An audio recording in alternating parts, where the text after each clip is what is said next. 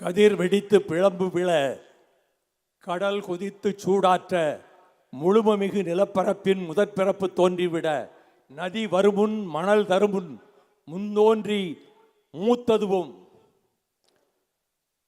கவிதைகளால், திரைப்பட உரையாடல்களால், காவியங்களால், உடன்பிறப்பு மடல்களால் தமிழ் தாய்க்கு பொன்னணிகள் பூட்டிய முத்தமிழ் அறிஞர் டாக்டர் கலைஞர் அவர்களினுடைய வழித்தோன்றலாக திராவிட மாடல் நல்லாட்சியினுடைய பொற்கால முதல்வராக இன்னும் சிறிது நேரத்தில் ஏற்புரை நல்க இருக்கின்ற முதலமைச்சரும் திராவிட முன்னேற்ற கழகத்தின் தலைவருமான ஆருயிர் சகோதரர் மாண்புமிகு தளபதி மு.க. ஸ்டாலின் அவர்களே, இந்த உன்னதமான மாநாடு நிகழ்த்த நிகழ்ச்சிக்கு தலைமை தாங்குகிற திராவிட முன்னேற்ற கழகத்தினுடைய பொதுச் செயலாளர் அன்பு சகோதரர் மாண்புமிகு துரைமுருகன் அவர்களே, இயக்கத்தக்க வகையிலே இந்த நிகழ்ச்சியை நடத்தி கொண்டிருக்கின்ற மாவட்ட செயலாளர் அன்பு சகோதரர் மாசு அவர்களே, இந்நாள் முன்னாள் மாண்புமிகு அமைச்சர் பெருமக்களே, இந்நாள் முன்னாள் மாண்புமிகு சட்டமன்ற உறுப்பினர்களே, திராவிட முன்னேற்ற கழகத்தின் மாவட்ட செயலாளர்களே, இந்தியா கூட்டணியிலே அங்கம் வகிக்கின்ற அரசியல் கட்சிகளின் மதிப்பு வாய்ந்த தலைவர்களே, அன்பு தாய்மார்களே, அருமை பெரியோர்களே, திராவிட முன்னேற்ற கழகத்தின் உயிர் துடிப்பு மிக்க இரத்த நாளங்களாம், ஈட்டி வாய்ந்தாலும் இமை கொட்டாது மார்பு காட்டுகின்ற வீரர் திரு கூட்டமாம் திராவிட முன்னேற்ற கழக தோழர்களே, ஜனநாயகத்தின் விழிகளாக செவிகளாக காட்சி அளிக்கின்ற செய்தியாளர்களே, ஊடகவியலாளர்களே, சிறந்தாழ்ந்த வணக்கம். இந்த சென்னை பட்டணத்தை 1639-40 நிர்மாணித்தார்கள் ஆங்கிலேயர்கள். 1640 மார்ச் 1 பிரான்சிஸ் டே என்ற கட்டிட கலைஞர் 25 கட்டிட விற்பனர்களை வெளிநாடுகளில் இருந்து உடன் அழைத்து வந்து கூவம் ஆற்றோரம் கடல் அலைகள் தாளாட்டுகிற இடத்தில் ஒரு பண்டகசாலை அமைத்து அதை சுற்றிலும் கோட்டை சுவர்களை, மதில் சுவர்களை எழுப்பி, அந்த நாள் ஜார்ஜ் மன்னருடைய நாள் என்பதால் அதற்கு புனித ஜார்ஜ் கோட்டை என்று பெயர் வைத்து, அது 1640 மார்ச் 1 இன்றைக்கு இந்த முதலமைச்சர் நாற்காலியிலே அமர்ந்திருக்கக்கூடிய என் ஆருயிர் சகோதரருக்கும் பிறந்த நாள் 1953 மார்ச் 1 ஆகும். எவ்வளவு பொருத்தமாக இருக்கிறது! அவருடைய பிறந்த நாள் விழாவினை இந்த மாநிலம் மட்டுமல்ல, உலகில் எங்கெல்லாம் தமிழர்கள் வாழ்கிறார்களோ அவர்களெல்லாம் கொண்டாடுகிற நிலை உருவாகி இருக்கிறது. சுருக்கமாகவே நான் பேசி முடிக்கிறேன். மாசு வருவதற்கு முன்பே 15வது வயதில் இளைஞர் திமுக கோபாலபுரம் என்று ஆரம்பித்து பேரறிஞர் அண்ணா அவர்களே அதில் வந்து உரையாற்ற வைத்த சாமர்த்தியமும் ஆற்றலும் நம்முடைய முதல்வருக்கு உண்டு. அதன் பிறகு 1980 ஜூலை 20 நான்மாட கூடலாம் மதுரையில் மேங்காட்டு பொட்டலில் ஜான்சிராணி பூங்காவில் நேதாஜி சுபாஷ் சந்திர போஸ் சிலை அருகே டாக்டர் கலைஞர் அவர்களுடைய தலைமையிலே இளைஞரணி தொடங்கப்பட்டது திராவிட முன்னேற்ற கழகத்தில். அதிலிருந்து 2 ஆண்டுகள் கழித்து காவிரி கரையில் திருச்சி மாநகரில் 1982 ஜூலை 31 ஆகஸ்ட் 1 தேதிகளில் இளைஞரணி கூட்டம் அங்கே நடைபெற்று அதில் நமது சகோதரர் இன்றைய முதல்வர் அவர்கள் இளைஞர் அணியின் நிர்வாகியாக அவர் அறிவிக்கப்பட்டார். 89 தேசிய முன்னணி, சரித்திரம் படைத்த முன்னணி. அது சென்னையிலே தொடங்கப்பட்டது. அது தலைவர் கலைஞருடைய முயற்சியால், மாறனுடைய முயற்சியால். அப்பொழுது அண்ணா சாலையிலே அணிவகுப்பு நடந்தது. அந்த அணிவகுப்பை நடத்தியவர் இளைஞர் அணியினுடைய தலைவர், நம்முடைய இன்றைய முதல்வர். நேதாஜி படை வீரர்கள் வருவது போல சீருடை அணிந்த இளைஞர்கள் ஆயிரம் அங்கே அவர்கள் நடந்து வந்த அணிவகுப்பை பார்த்து வேற்று மாநில தலைவர்கள் எல்லாம் வியந்து போனார்கள். அந்த வரலாற்றை சொந்தமாக கொண்ட அவர்தான் 1976 ஜனவரி திங்கள் இறுதியில் திராவிட முன்னேற்ற கழக ஆட்சி கலைக்கப்பட்டவுடன் காவல்துறையினர் கோபாலபுரம் வீட்டுக்குள்ளே நுழைந்தார்கள். கைது செய்ய வந்திருக்கிறீர்களா என்று அண்ணன் கலைஞர் கேட்டார். உங்களை அல்ல, உங்கள் புதல்வர் ஸ்டாலினை கைது செய்ய வந்திருக்கிறோம் என்றார்கள். அவர் இங்கு ஊரில் இல்லை. அவர் வந்தவுடன் நானே உங்களுக்கு தகவல் சொல்லுகிறேன், வந்து கைது செய்து கொண்டு போங்கள் என்றார். மறுநாள் நம்முடைய தளபதி வீட்டுக்கு வந்தவுடன் காவல்துறைக்கு கலைஞர் அவர்களே தொலைபேசியிலே அழைத்து வாருங்கள், கைது செய்து கொண்டு போக வாருங்கள் என்றார். காவல்துறையினர் வந்தார்கள். நெஞ்சமெல்லாம் பூரிக்க, பொங்கி வருகிற வேதனைகளை எல்லாம் மூலையிலே அடக்கிக் கொண்டு அண்ணனவர்களும் தயாளம்மாளவர்களும் குடும்பத்தினரும் கூடியிருந்து வழியனுப்ப சிறைக்கு கொண்டு போனார்கள், மத்திய சிறைச்சாலைக்கு. அந்த மத்திய சிறைச்சாலையிலே இரவு சூழ்ந்த வேளையில் பூட்ஸ் சத்தம் டப் என்று கேட்டது. ஒரு பட்டாளமே இங்கே புகுந்தது. எங்கே இருக்கிறான் ஸ்டாலின் என்று தேடியது. அவர் அங்கு வந்து நின்றார். குண்டாந்தடியாலே அவரை அடித்தார்கள்.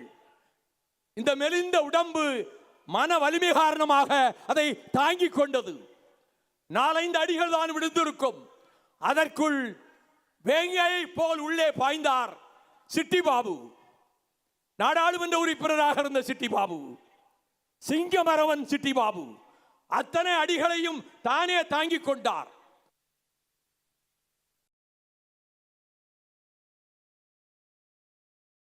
தாக்குதலுக்கு பின்னர் அவர் மருத்துவமனையிலே சேர்க்கப்பட வேண்டிய நிலைமை வந்து அந்த சிறையிலேயே சிட்டி பாபு மாண்டு போனார்.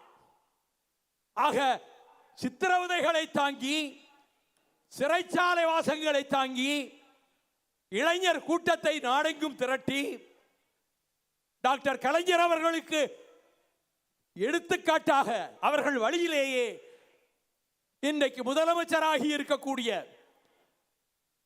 நம்முடைய தளபதி அவர்களை பற்றி கலைஞர் சொன்னது உழைப்பு, உழைப்பு, உழைப்பு, உழைப்பின் மறுபெயர் தான் ஸ்டாலின் என்று சொன்னார். அதை 100க்கு 100 எல்லோரும் ஆமோதிப்பார்கள். இன்றும் அப்படித்தான் உழைக்கிறார். இனியும் அவர் அப்படித்தான் உழைப்பார். உயர்ந்த சிகரங்களுக்கு சென்றவர்கள், கீர்த்தி பெற்றவர்கள் எப்படி அந்த இடத்துக்கு வந்தார்கள் என்று லாங்ஃபெல்லோ என்கின்ற ஆங்கில கவிஞன் அழகாக சொன்னான். The heights by great men reached and kept were not attained by sudden flight. When their companions slept, they were toiling in the night. உயர்ந்த சிகரங்களுக்கு மேலே சென்றிருக்கிறார்களே அந்த தலைவர்கள் எல்லாம் திடீரென்று அவர்கள் ஒரு மின்னல் வேகத்திலே அந்த பொறுப்புக்கு வந்துவிடவில்லை. அவர்கள் சகாக்கள் தூங்குகிற வேளையிலும் அவர்கள் உழைத்துக் கொண்டிருந்தார்கள், விழித்துக் கொண்டிருந்தார்கள் என்று. அதற்கு அடையாளம் தான் நம்முடைய முதலமைச்சர். யார் தூங்கினாலும் அவர் தூங்க மாட்டார். அந்த உழைப்பும் விழிப்பும் தமிழகத்தை காத்து நிற்கிற வேளையில் கடைசியாக டிசம்பர் 2ஆம் தேதி 1968 பேரறிஞர் அண்ணா அவர்கள் இன்றைய கலைவாணர் அரங்கம், அன்றைய பாலர் அரங்கத்திலே பேசுகிற பொழுது புற்றுநோய் கொஞ்சம் கொஞ்சமாக மரணம் அவரை கொத்திக் கொண்டிருந்த போது அவரை பார்த்த மாத்திரத்திலேயே அரங்கத்திலும் வெளியிலும் இருந்த பல்லாயிரக்கணக்கானவர்கள் அவர் குரல் எழுந்தவுடனேயே கண்ணீர் விட்டார்கள். அப்பொழுது அண்ணா சொன்னார், மருத்துவர்கள் சொன்னார்கள் நீங்கள் இந்த நிகழ்ச்சிக்கு செல்லக்கூடாது, உடல் நலனுக்கு நல்லதல்ல என்று சொன்னபோது, என் மண்ணுக்கு, தாய் மண்ணுக்கு தமிழ்நாடு என்று பெயர் சூட்டுகிற அந்த விழாவை கூட பார்க்காவிட்டால் இந்த உடம்பு இருந்து என்ன பயன், இந்த உயிர் இருந்து என்ன பயன் என்று சொல்லி அங்கே பேசிய போது அனைத்து தோழர்களுடைய கண்களும் குளமாயின. அப்பொழுது ஒன்றை சொன்னார், நமக்காக சொன்னார், வருங்கால தலைமுறைகளுக்காக சொன்னார், உங்கள் பேர பிள்ளைகளுக்காக சொன்னார். அண்ணா சொன்னது, என்னுடைய ஆட்சியில், எங்களுடைய ஆட்சியில் 3 சாதனைகளை நிறைவேற்றி இருக்கிறோம். 1, இந்த தாய் மண்ணுக்கு தமிழ்நாடு என்று பெயர் சூட்டி இருக்கிறோம். 2, சுயமரியாதை திருமணத்தை சட்டமாக்கி இருக்கிறோம். ஆனால் சொல்லிவிட்டு, மும்மொழி திட்டம் இங்கே கிடையாது, இருமொழிதான், தமிழும் ஆங்கிலமும் என்று அவர் சொல்லிவிட்டு, இனி எந்த கட்சி ஆட்சிக்கு வந்தாலும் சரி, எவர் துறைத்தனத்துக்கு வந்தாலும் சரி, இந்த 3இல் எதையும் மாற்ற முடியாது என்று சொல்லிவிட்டு போனார். இங்கே அண்ணன் ஆசிரியர் வீரமணி அவர்கள் அமர்ந்திருக்கிறார்கள். தந்தை பெரியாரை பற்றி ஐநா மன்றத்தினுடைய UNESCO prophet of the new age, புது யுகத்தின் தீர்க்கதரிசி, சாக்ரட்டிஸ் ஆஃப் ஏசியா, ஆசிய கண்டத்தினுடைய Socrates, champion of social justice, சமூக நீதியின் காவலர், ஆர்ச் எனிமி ஆஃப் சூப்பர்ஸ்டிஷன், மூட நம்பிக்கைகளின் பரம எதிரி என்று பாராட்டி போற்றிய அந்த பெரியாருடைய இயக்கத்தை தலைமையேற்று நடத்தி கொண்டிருக்கக்கூடிய முதலமைச்சருக்கும் நமக்கும் திராவிட முன்னேற்ற கழகத்துக்கும் அரணாக பக்கத்திலே இருக்கிற அண்ணன் வீரமணி அவர்களை வைத்துக் கொண்டு சொல்லுகிறேன். லட்சோப லட்சம் தொண்டர்கள் நாடெங்கும் இருக்கிறார்கள். நான் இந்த இயக்கத்தை அழிப்போம், ஒழிப்போம், அறிவாலயத்தை தகர்ப்போம் என்று சொல்லுகிற பைத்தியக்காரர்களுக்கு சொல்வேன், உயிர்களை கொடுத்து இந்த இயக்கம் காப்பாற்றப்பட்டது. இரத்தத்தால், கண்ணீரால், வியர்வையால் கொடுக்கப்பட்ட உயிர்களால் வார்ப்பிக்கப்பட்டது திராவிட முன்னேற்ற கழகம். ஆலந்தூர் சின்னான், மயிலாடி மாரியப்பன், தாளமுத்து நடராஜன், நெல்லிக்குப்பம் மஜீத், பண்ணை பாண்டியன், சென்னை முகைதீன் பிச்சை, சிதம்பரம், ஆலங்குடி சிதம்பரம், நெடுஞ்சேரி ராமநாதன், நாகர்கோவில் கிட்டு, பிரதாபச்சந்திரன், இவர்கள் கொடுத்த உயிர்களெல்லாம் இன்றைக்கும் கல்லறை குயில்களாக, காவல் காக்கும் தெய்வங்களாக இந்த இயக்கத்தை பாதுகாத்துக் கொண்டிருக்கின்றன. அதன் பிறகு இந்திய எதிர்ப்பு போராட்டத்தை பற்றி எல்லோரும் சொல்ல வேண்டிய நேரம். புதிய இளைஞர்களுக்கு பல வரலாறுகள் தெரியாமல் இருக்கலாம். ஆனால் இந்திய ராணுவத்தின் இயந்திர துப்பாக்கிகளை அண்ணாவின் குரலால் எதிர்த்து மார்பு காட்டி நின்றவர்கள் திராவிட முன்னேற்ற கழக தோழர்கள், தமிழ் பற்று கொண்ட வாலிபர்கள். எல்லை காக்க வேண்டிய ராணுவம் இங்கே வந்தது. ஆரணியில், பொள்ளாச்சியில், திருப்பூரில், திருச்செங்கோட்டில் துப்பாக்கிச் சூடு நடந்தது. பிணங்களின் எண்ணிக்கை தெரியக்கூடாது என்பதற்காக மதுக்கரை காடுகளிலே பள்ளம் தோண்டி அந்த பிணங்களை எல்லாம் அதிலே போட்டு பெட்ரோலை ஊற்றி நெருப்பு வைத்தது இந்திய ராணுவம். அத்தனை தியாகங்களையும் செய்ததன் காரணமாக வெடித்தது மொழி புரட்சி, ரத்தம் பொங்கியது. பிப்ரவரி 16ஆம் தேதி இருட்டியதற்கு பிறகு இரவு நேரத்திலே காவல்துறையினர் கோபாலபுரம் வீட்டுக்குள்ளே நுழைந்தார்கள். உங்களை கைது செய்ய வந்திருக்கிறோம் என்றார்கள். சரி, இப்பொழுதே சரி, புறப்படுகிறேன். அவர் நெஞ்சு வலிக்கிறது என்று வீட்டிலே சொன்னார், அவர்களிடம் சொல்லவில்லை. ஆனால் நெஞ்சு வலிக்க அவரை ஒரு வேனிலே, போலீஸ் வேனிலே ஏற்றிக்கொண்டு திருச்சியிலே கொண்டு போய் நிறுத்தி அந்த சிறைச்சாலையிலே கொஞ்ச நேரம் வைத்துவிட்டு திரும்ப மதுரை சிறைச்சாலைக்கு கொண்டு போய் அங்கே சிறிது நேரம் வைத்துவிட்டு அங்கிருந்து பொருளையாற்றங்கரையிலே பாளையங்கோட்டை தனிமை சிறையிலே கொண்டு வந்து அவரை அடைத்தார்கள். அறிஞர் அண்ணா அவரை பார்க்க வந்தார். பார்த்துவிட்டு சொன்னார், என் வீட்டார் நலமாக இருக்கிறார்களா, உங்கள் வீட்டார் நலமாக இருக்கிறார்களா என்று தம்பி கேட்கவில்லை. தர்மபுரி இடைத்தேர்தல் வேலைகள் எப்படி இருக்கின்றது என்றுதான் கேட்டார். நான் வெளியே வந்து சிறை முகப்பை பார்த்தேன். தன்னை வெல்வான், தரணியை வெல்வான் என்று எழுதி போட்டிருந்தது. அந்த தன்னை வெல்வான் என்பதற்கு இலக்கணம் தான் இங்கே இருக்கிற தம்பி கருணாநிதி என்று அண்ணா அவர்கள் எழுதினார்கள். இன்றைக்கு எல்லா விதத்திலும் சூழ்ந்து வருகிற அபாயங்கள், நெருக்கடிகள் முத்தரசன் சொன்னதை போல தமிழகத்தை வளைத்துக் கொண்டிருக்கின்றன. இந்தியை திணிப்போம் என்ற மூர்க்கத்தனமான வெறியோடு நாங்கள் மும்மொழி கொள்கையை நீங்கள் ஏற்காவிட்டால் உங்களுக்கு கொடுக்க வேண்டிய 4,918 கோடி ரூபாய் தரமாட்டோம். ஒருங்கிணைந்த கல்வி திட்டத்துக்கு தரமாட்டோம். 100 நாள் வேலை திட்டத்துக்கு தரமாட்டோம். நீங்கள் என்ன டெல்லி பாதுஷாக்கள், எஜமானர்கள், நாங்கள் கொத்தடிமைகளா? நல்ல உணர்வு ஒன்று ஏற்பட்டிருக்கிறது. ஏனெனில் பிரயாக் நகர் என்று சொல்லப்படுகிற அலகாபாத்தில் 3 மாதத்துக்கு முன்னால் இந்த சனாதன சக்திகளும் இந்துத்துவ கூட்டமும் ஒரு மாநாடு போட்டது. அந்த மாநாட்டிலே ஒரு பிரகடனம் வெளியிட்டார்கள் 32 பக்கத்தில். அந்த பிரகடனத்தில் இனிமேல் இந்த நாட்டை இந்தியா என்று அழைக்கக்கூடாது, எழுத்திலோ பேச்சிலோ இந்தியா இடம்பெறக்கூடாது, பாரத் என்று தான் பெயர் வைக்க வேண்டும். தலைநகர் டெல்லியாக இருக்காது, அது வாரணாசிக்கு மாற்றப்படும். கிறிஸ்தவர்களுக்கும் இஸ்லாமியர்களுக்கும் ஓட்டுரிமை இனி கிடையாது. தமிழும் எந்த மொழியும் இங்கே வர முடியாது. இந்தியும் சமஸ்கிருதமும் தான் ஆட்சி மொழிகளாக இருக்கும். இது அவர்களுடைய பிரகடனம் அலட்சியப்படுத்துவதற்கல்ல, அந்த உள்நோக்கத்தோடு தான் ஒவ்வொரு செயலிலும் ஈடுபடுகிறார்கள். தொகுதி வரையறை பற்றி இங்கே பேசினார்களே, அந்த வரையறையை எதிர்த்து களமமைக்க நம்முடைய முதல்வருடைய குரலின் பின்னணியாக கேரளம் ஒலிக்கிறது, கர்நாடகம் ஒலிக்கிறது, ஆந்திரம் ஒலிக்கிறது, தெலுங்கானா ஒலிக்கிறது என்றால் எந்த திராவிட நாடு கனவு கண்டோமோ அந்த திராவிட பூமி இங்கே விழித்துக் கொண்டிருக்கிறது. அதை ஒன்று சேர்த்து அதற்கு தலைமை தாங்குகின்ற சகல தகுதிகளும் கொண்ட நம்முடைய முதலமைச்சர் இந்த முன்னணியின் மூலமாக இந்த தொகுதி வரையறை என்பது 71ஆம் ஆண்டிலே எதை பின்பற்றினீர்களோ அதே இலக்கணத்தை அப்படியே பின்பற்றுங்கள் என்று சொல்லிவிட வேண்டும்.